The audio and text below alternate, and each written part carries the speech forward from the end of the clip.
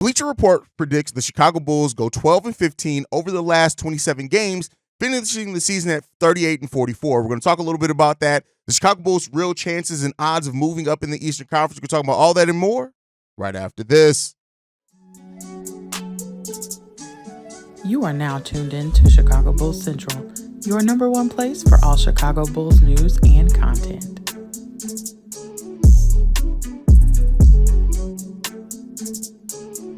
What's going on, Bulls fans? Welcome to another episode of Chicago Bulls Central, your number one spot for everything Chicago Bulls related. I'm the host there, Haize, but more importantly, you guys can follow the channel at Bulls Central Pod on every social media platform we happen to be on. With that being said, let's go ahead and get into this content for today. So, Bleacher Report has predicted the Bulls to finish 38-44, which would mean that the Bulls are only going to win 12 out of their last 17 games.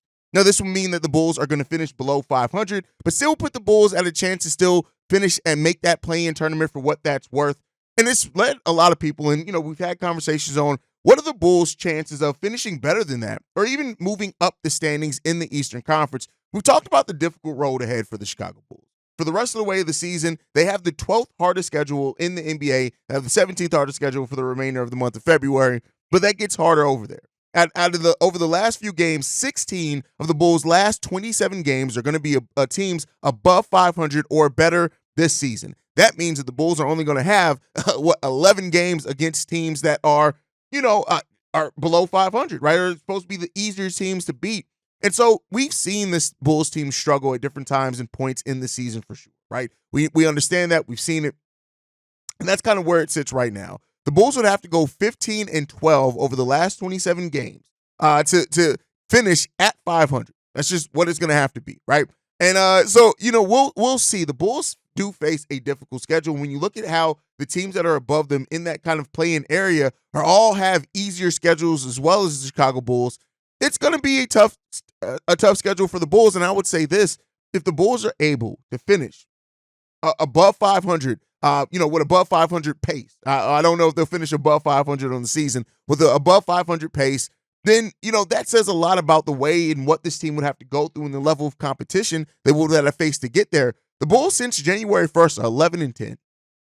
The month of December pushes them above 500 for the time period, right? I've always talked about since December. But they have a lot of questions still in front of them or what's going to happen. So we'll see what this team can do. The Bulls finishing, last year we had that strong 14-9 season, 14-9 run after the All-Star break. It's going to have to take the Bulls to play extremely well if they really want to have a strong finish like that again. The Miami Heat, the Orlando Magic, they sit at the 7th and 8th right now above the Chicago Bulls. Both already have over 30 wins. They're both right now at 30-25 on the season. The Indiana Pacers are 31-25, and they've held on to the 6th seed for a while now as well. The Bulls are going to have to be prepared, and they're going to have to play some of their best basketball over the back end of the season if they want a chance to move up the standings and if they want a chance to finish above 500. Now, I'm not saying that it's likely at this point. I know that this team has played hard. It has played with better heart. We're hopefully getting Patrick Williams back. Hopefully we're hearing something about that over the next couple of days. They said it would be reevaluated towards the end of the All-Star break. So let's see if that ends up happening. I don't think he's going to be ready to go by that Boston game, but I'd love to be surprised with that.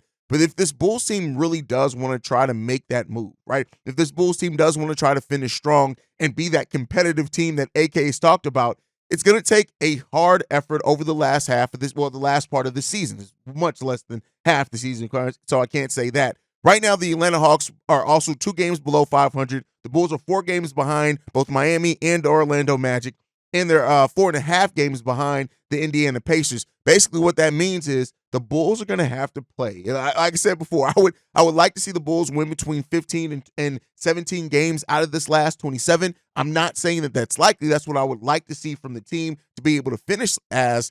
But it's going to be a hard and difficult road for the Bulls to truly get there if they want to. It's going to take health.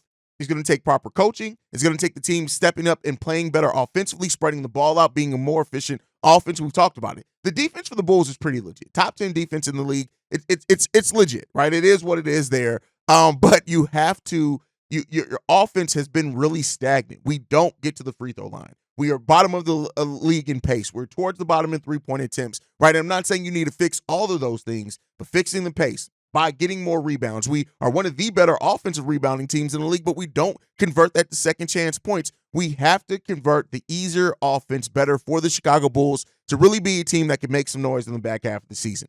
And we'll see if they're able to do it. But with that said, we're talking about the season, pivoting kind of towards the offseason, right? We're going to start doing some of I'm already started my draft tape. I'm starting to watch prospects. I'm starting to watch more college games to kind of look specifically at prospects I think should be on the Chicago Bulls board. But what are the goals of the Chicago Bulls this offseason? This is something that a lot of fans talk about. We're going to keep talking about is what's that goal? So there's a couple of different ways that the Bulls can go with this. The first one is letting DeMar walk and maybe some of the other vets. And some of the other vets is mainly just Andre Drummond, right? Because that's basically the only other vet that we have that's contract is up next season is Andre Drummond. And the Bulls have to make tough decisions on that.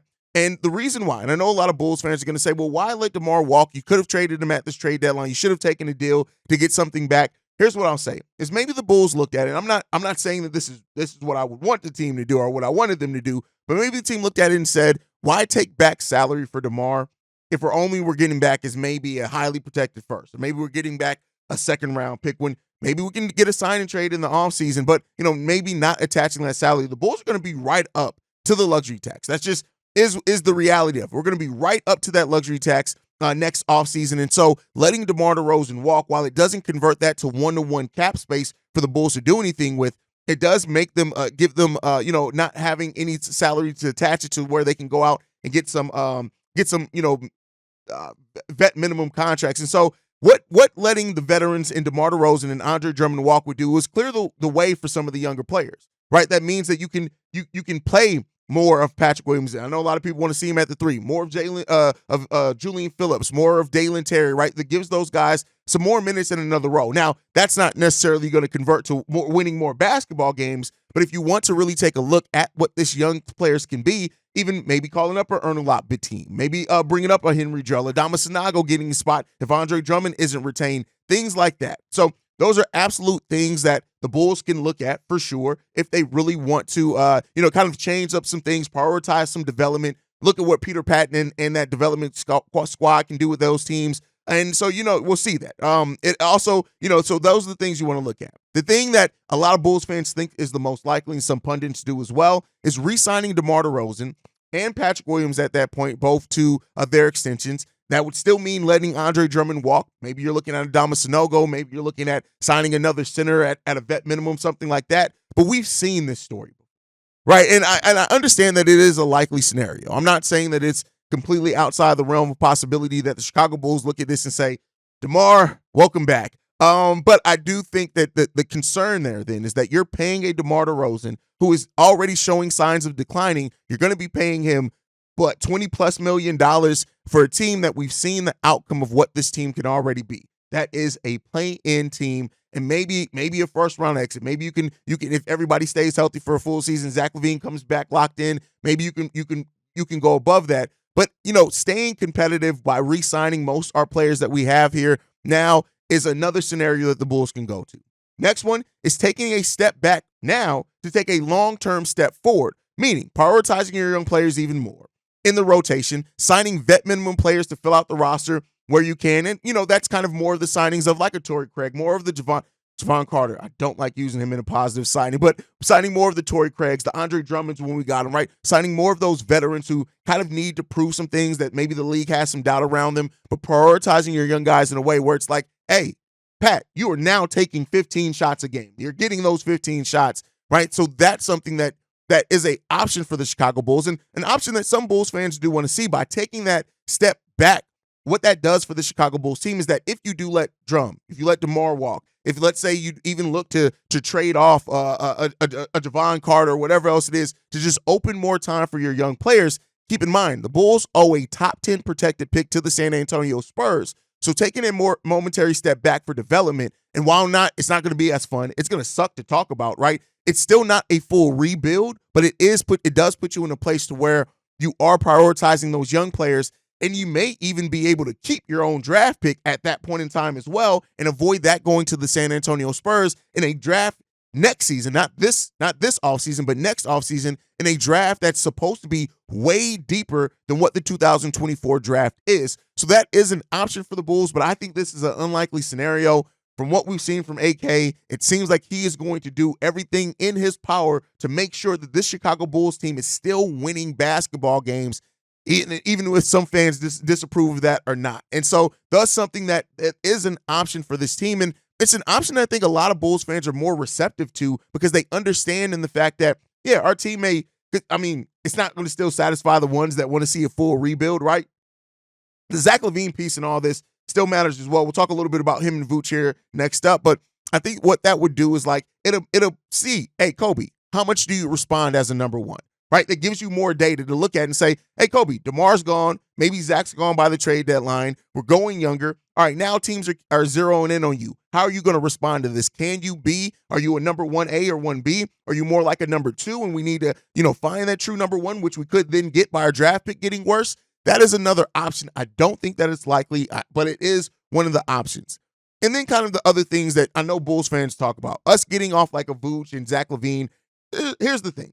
Zach, I know that there's been some talks, and it will be a lot of talk this offseason if the Bulls can find a trade partner, if they're even looking one for Zach LaVine.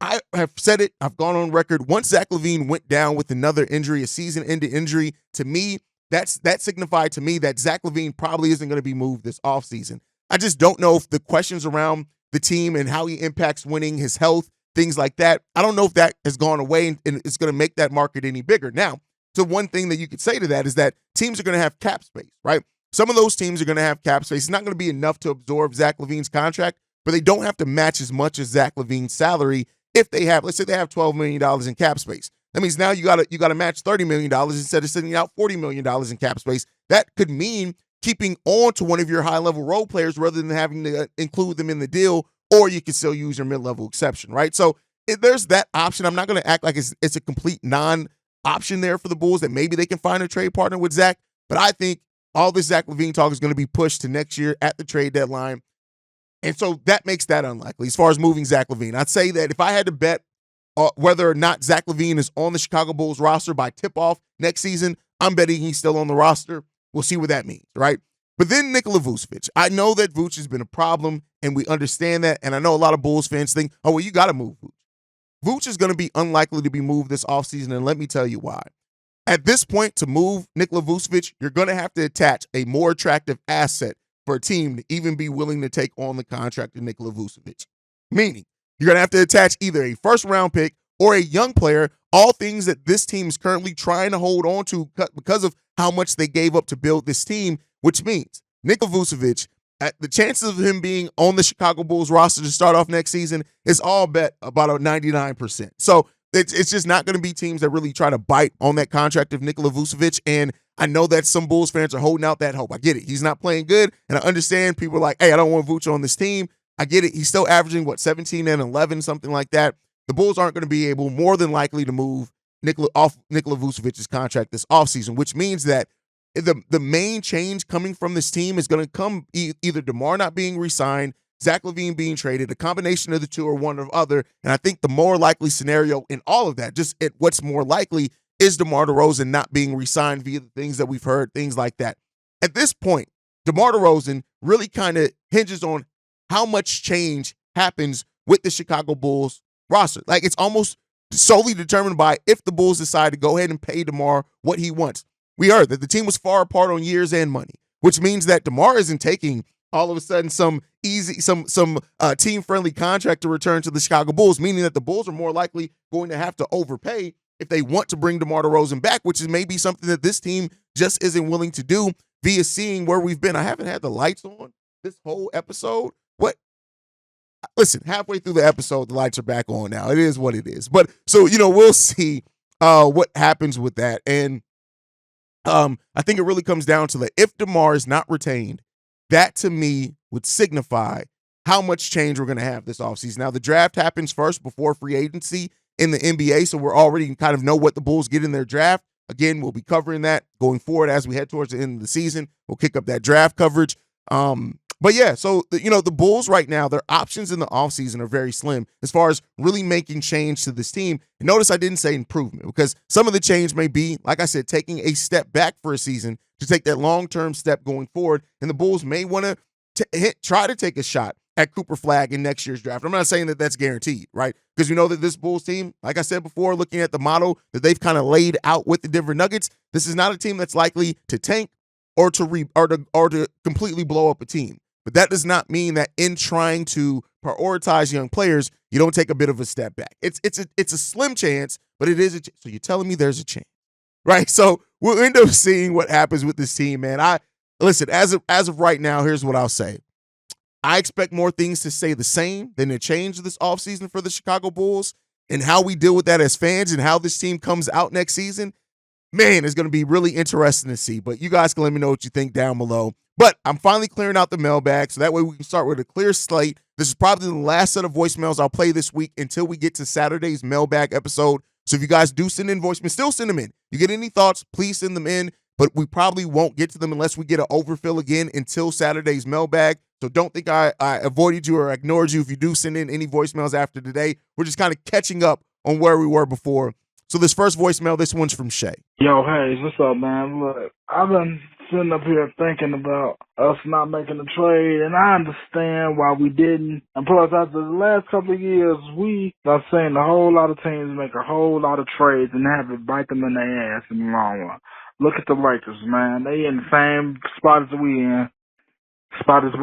And then they made all them good trades last year. Not to mention, look at the Milwaukee Bucks, thinking that they was going to do something, and then ran into the Heat, who, by all means, the Bulls should have beat in that playing game, and then lost to them 4-1. So I'm saying this to say this: just because a team makes a lot of good moves or a lot of moves that people think they need, don't necessarily mean it'll pan out. Think about it. Sometimes, I'm not comparing the Bulls to it. Sometimes doing nothing is sometimes better than just doing anything at all, because sometimes when you do the things that you think that you're supposed to do, it ends up not working out for you. Anyway, tell me what you think. Peace. Bulls not making a trade. I think at this point everybody kind of realizes why the Bulls don't make. I think most people come to term. I don't think anybody's really surprised anymore. And like you said, making a trade doesn't mean, and I don't think anybody ever wanted to see the Bulls just make a trade to make a trade. Let me not say nobody. There are some people that did want to see the Bulls make a trade just to make a trade, just so they can say their team made a trade.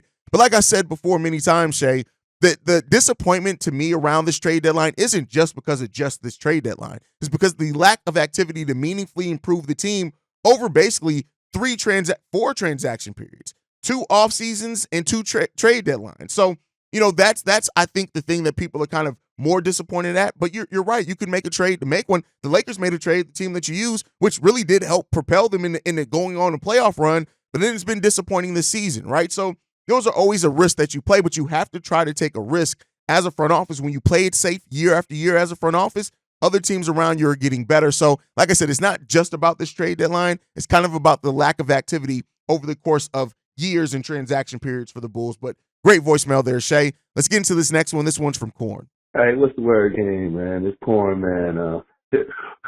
I'm just up here watching this All-Star game, man. I'm finally at the house, man. This is one of the rare times when I'm at my house.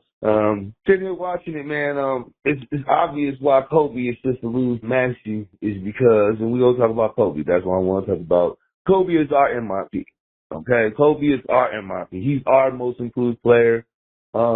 He's a future foundation piece that we're gonna build on. We know all these things, so his time will come when he will be that. Like you just said on the last episode, just go give him more drive, more will. But the reason why, because we see Maxey up here, he's at the All-Star game. You know what I mean? So that's why Maxey will win. I don't know. I'm not sure, but he didn't. He didn't make it last year, so him not being an All-Star to jump in to being an All-Star this year, that's going to be it. You know what I'm saying? The reason why he gets MIP, Most Improved Player of the Year. But Kobe is our guy. Very proud of that, brother, man. There's nothing more I can say to him, man. It's been fun to watch him. Like I said, I'll be always the first one to admit I wasn't on the Kobe White train. I wanted to trade it his ass after he did to clap it up. I was one of them. I was done with him. And I always admit that, you know what I'm saying? I'm always going to admit that mistake. Like, I did not want Kobe at all at one point. So, I'm happy we stuck with him, and I'm happy to be wrong. It's okay to be wrong when the wrong is right.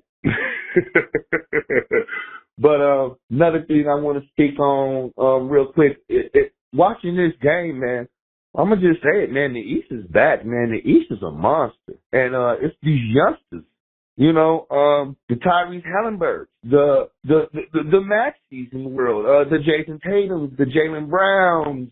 Like they just said right now, I just heard Damian Lillard is the oldest guy on there, man.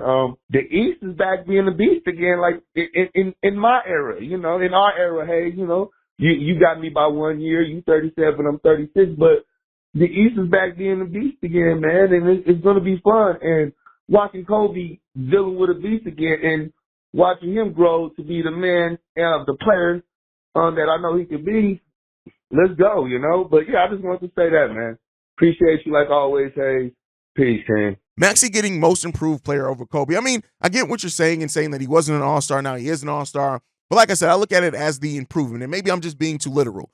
No player in the NBA has improved from where they were last year as far as not only output, standing on the team, placing the rotation, and as a leader. Nobody has grown more in those things than Kobe White, in my opinion, this season. And for me, I would love to see Kobe White win it. And if he doesn't, like you said, he's our most improved player. We know we're going to celebrate the season that Kobe White has had. Absolutely. And Kobe has come a long way since that clap it up moment, both in kind of the mindset of Bulls fans, but also as a person. I think Kobe White has grown so much as a leader. He's still developing as well in that, and we'll end up seeing. Now, as far as the East being back, I mean, yeah, the East is back. It's cool, but the All-Star game was fucking trash, bro. Like, that whole All-Star weekend was just absolutely god-awful trash. So to be the king of the trash pile, I guess, is cool, right? And I mean, don't get me wrong. I want to see Kobe White be in that Eastern Conference next year for the All-Star. I would love to see that. But at this point, like the All-Star game, the All-Star weekend is just a bunch of goddamn disappointment for me. But I'm glad that you got enjoyment. I'm glad for anybody who got enjoyment out of it. It's just not me.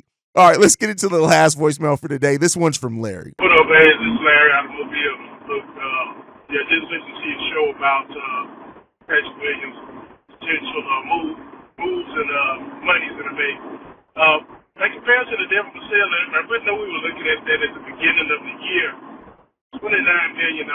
It seems like that was a bit of an overpay, like maybe a San Antonio tax to get in the side for the 4 or 5 years. And with them having no other big money players on their deal, they could probably do that. But for us to pay Patrick $20 million this year, I don't see how we're going to be able to afford that, and that makes sense unless we see something big out of him coming back. If he's able to, I mean, based on his injury, he may not be able to.